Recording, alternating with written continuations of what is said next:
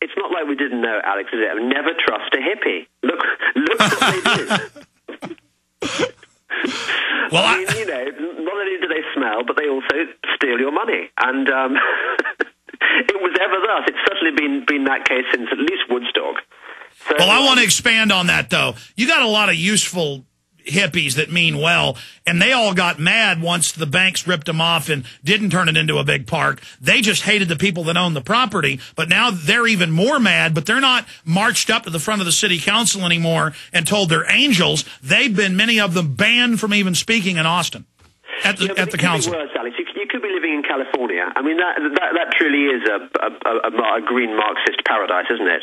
You know, you've only got a tiny bit of your state being taken over by the libtards, but poor California has just been completely wiped out by it. Yeah, the mayor of L.A. said a 28% increase in the first year on your power bill. Yeah.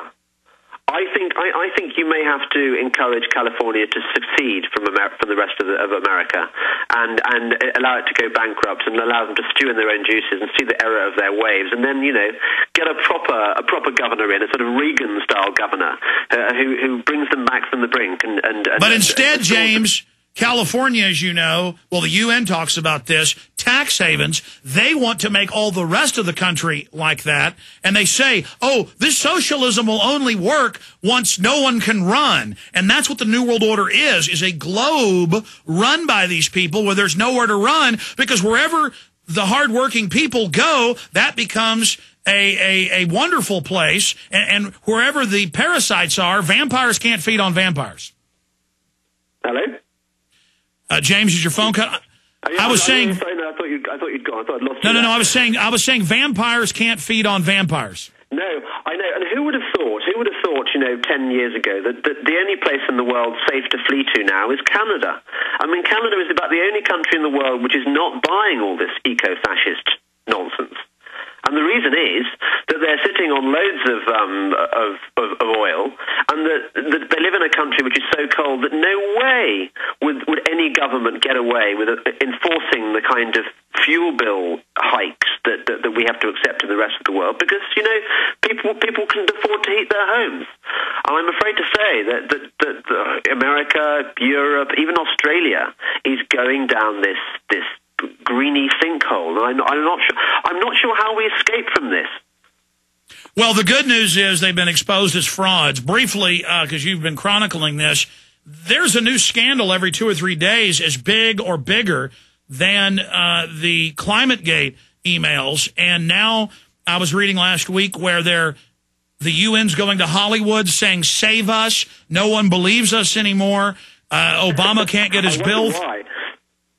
Yeah. No, I mean, but you know what really frightens me in all this, Alex? We've had the ClimateGate scandal, and it had a lot of publicity, and then we've had Amazon Gate and Glacier Gate and Pachowri Gate and Africa Gate and Holland Gate, all these revelations which show that the UN, the IPCC, has been lying to us constantly. You know, these scientists have been exaggerating the extent of global warming. But what has actually happened to derail the HEW bandwagon? Nothing. We have still all the governments in the world conspiring to commit us to ever greater regulation, ever greater carbon reductions, ever greater taxes. I'm hoping that one good thing will emerge out of Obamacare, and that is that I'm hoping that it will strengthen the will of real conservatives in America to make this Obama's last success, because the real battle is going to be fought over cap and trade.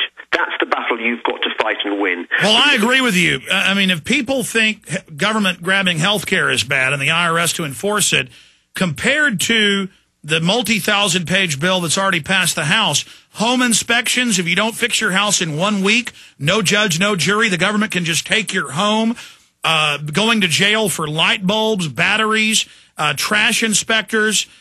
They mean business here, and if health care won't shut the economy down, then certainly this green power grab will. And I'm sure you saw the Audi commercials about the green police.